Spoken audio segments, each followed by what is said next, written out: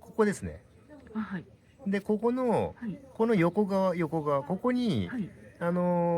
結合するための口金がついてたんですよ。はい。はい。で、ここがこう曲がってるもんですから、はい。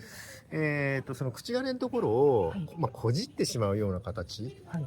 になってしまって、シール不良になってたというこだからとです。急に曲がってるってことなんですね。はい、なので今回はこの黒い部分に、はい。その結合部分を持ってきて、はい。